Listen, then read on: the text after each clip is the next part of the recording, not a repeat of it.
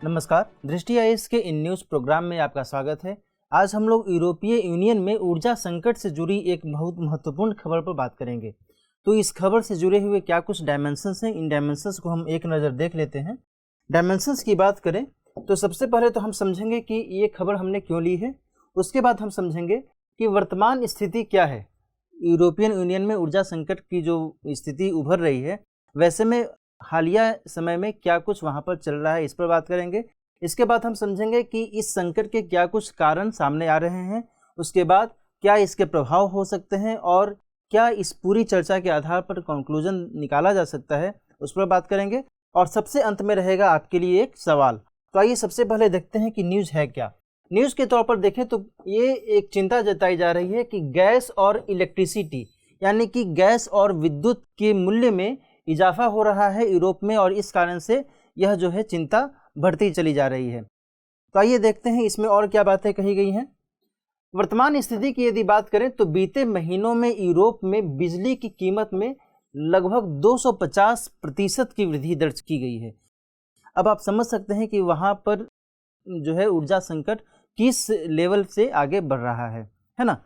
बढ़ी हुई थोक कीमतों का प्रभाव जो है आगामी सर्दी के समय में भी देखा जा सकता है। जाहिर सी बात है कि यूरोपीय देश में अभी थोड़े ही समय के बाद सर्दी का मौसम शुरू होगा, और सर्दी के मौसम में जाहिर सी बात है कि जो ऊर्जा की खपत होती है वह बढ़ जाती है। कैसे बढ़ जाती है?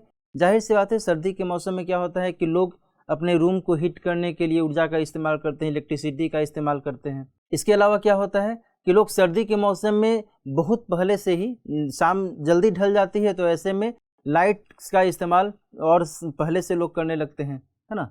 4 बजे 5 बजे शाम में ही यदि सूर्यास्त हो जाए तो उस समय से ही लाइट का इस्तेमाल, विद्युत का इस्तेमाल अधिक से अधिक मात्रा में होने लगता है। तो कुल मिलाकर कहा जा सकता है कि अभी आने वाले 2-3 महीनों में यूरोप में विद्युत की जो स्थिति है वह और अधिक जो है विकराल रूप धारण कर सकती है, यदि उसके डिमांड और सप्लाई की जो स्थिति है उसको बैलेंस न किया जाए तो।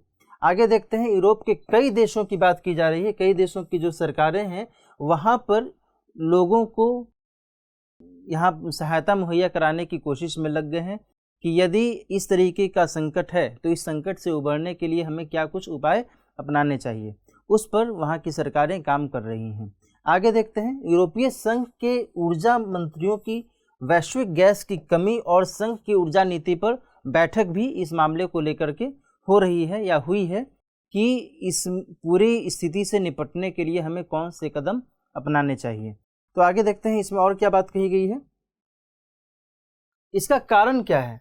कारण बहुत ही सिंपल है। कारण ये में यदि आपको मैं बताऊं तो डिमांड और सप्लाई का मेन फंक्शन होता है। डिमांड यदि ज़्यादा है, सप्लाई यदि कम है, तो ऑब्वियस सी बात है कि प्राइस में रेज होगा, जो मूल्य है उसमें वृद्धि होगी।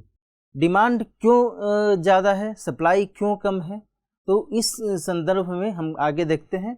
ऊर्जा की कीमत और लागत को प्रभावित करने वाले जो मुख्य कारक हैं वो कई ऐसे कारक हैं जिससे जो ये स्थिति है ये पनपी है। उस पर हम यदि बात करें तो पहला तो ये है कि मांग ज़्यादा हुई है, ठीक है, लेकिन जो पूर्ति है, पूर्ति में कमी आई है ना। पूर्ति में कमी आई है क्योंकि स्टोरेज कम हुआ है, भंडारण, स्टोरेज कम है। यदि भंडारण कम है तो पूर्ति कम है, पूर्ति कम है तो मांग ज़्यादा है।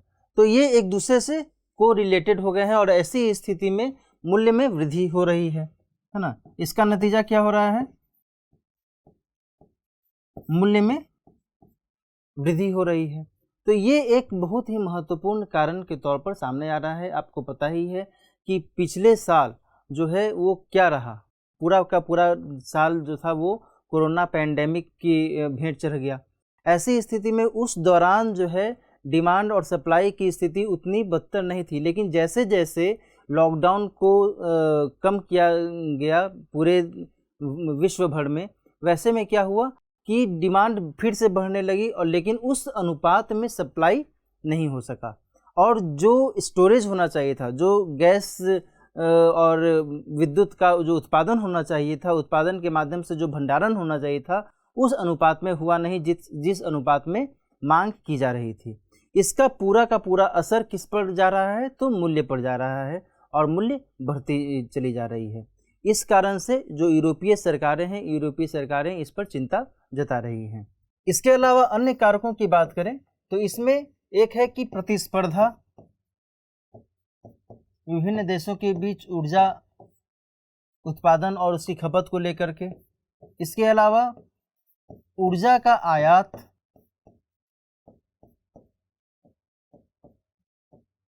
है ना। इसके अलावा भू राजनैतिक कारण,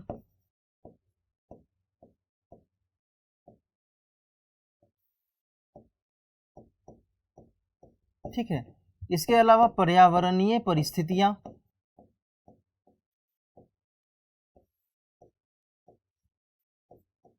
ये सभी कुछ ऐसे कारक हैं जो प्रभावित करते हैं ऊर्जा की कीमत और उसकी लागत को, यानी कि उसके उत्पादन में जो लागत लगता है, जो कॉस्ट लगता है उसको, ये सभी जो फैक्टर्स हैं ये सभी प्रभावित करते हैं। बाकी जो मैंने डिमांड और सप्लाई की बात की वो तो की ही, वही यहाँ पर लिखा हुआ है कि ईयू की रिपोर्ट में भी जो यूरोपीय यूनियन है उसकी रिपोर्ट में भी कोविड महामारी के बाद कीमतों में उछाल की बात की गई है, जिसकी चर्चा मैंने अभी की हुई है ना। आगे देखते हैं आगे क्या है। यदि और हम बात करें तो एक बहुत ही बड़ी कंपनी है इक्विनोर, जो कि यूरोपीय संघ से ही जुड़ी हुई है। यह गैस उत्पादन से जुड़ी हुई कंपनी है। इसने क्या बताया है कि सितंबर माह में एशियाई देशों में एलएनजी यानी कि liquefied natural gas,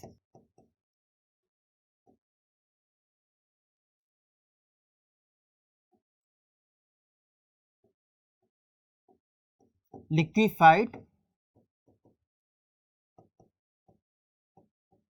natural gas यानी द्रवीभूत प्राकृतिक गैस, इसकी मांग बहुत ज़्यादा हो गई है ना। कहाँ पर? एशियाई देशों में। और ये जो मांग है, ये इस मांग के लिए वो डिपेंडेंट किस पर हो रहे हैं? तो यूरोपीय देशों पर हो रहे हैं। लेकिन यूरोपीय देशों में उस हिसाब से उत्पादन नहीं हो सका है पिछले 1-2 सालों में। इस कारण से जो इसका असर है, इसका असर किस पर पड़ रहा है? तो मूल्य पर पड़ रहा है ना। तो ये भी एक बहुत बड़ी जो स्थिति है सामने आ रही है। इसके अलावा कम यूरोपीय स्टॉक, जो मैंने भंडारण के तौर पर कहा, भी भंडारण कम हो रहा है।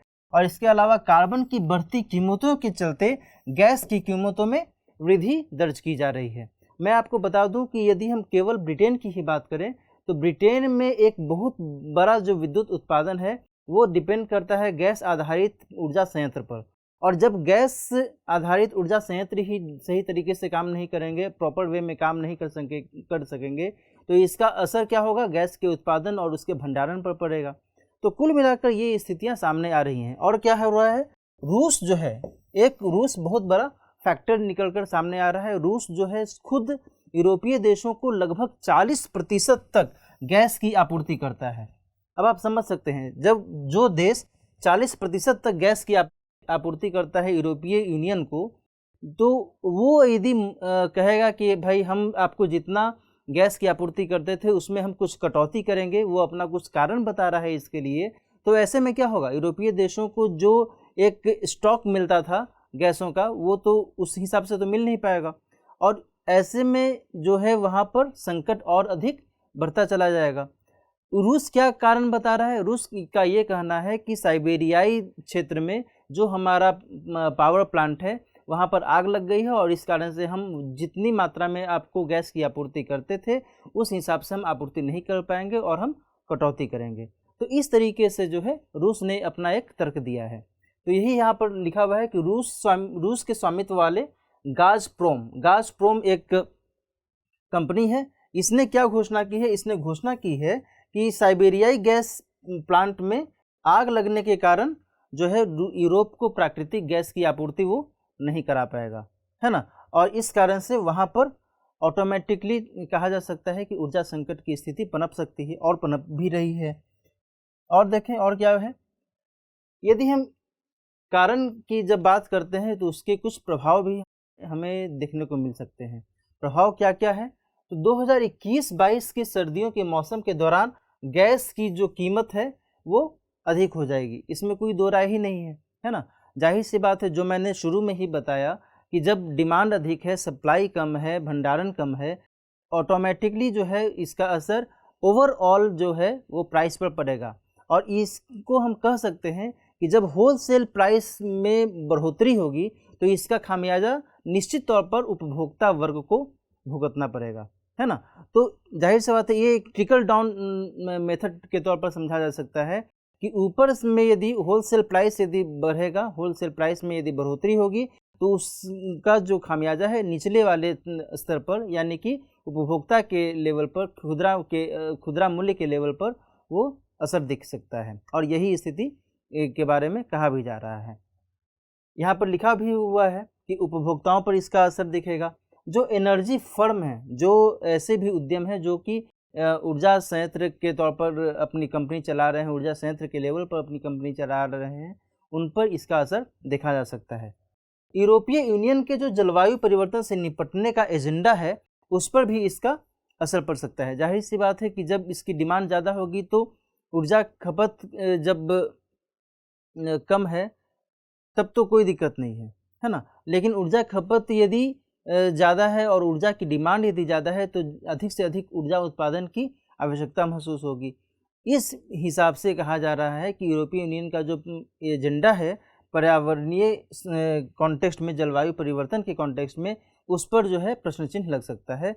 और आपको मैं बता दूं कि यूरोपीय यूनियन ने 2050 तक कार्बन न्यूट्रल की बात कही थी, है ना। यानी कि हम 2050 तक जो पूरे का पूरा जो यूरोपीय संघ है वह इस समय तक कार्बन न्यूट्रल का लक्ष्य घोषित कर चुका है। लेकिन वर्तमान में जो स्थिति सामने आ रही है इसमें यही दिख रहा है कि ऐसे में कार्बन न्यूट्रल का लक्ष्य पाने में और अधिक समय लग सकता है।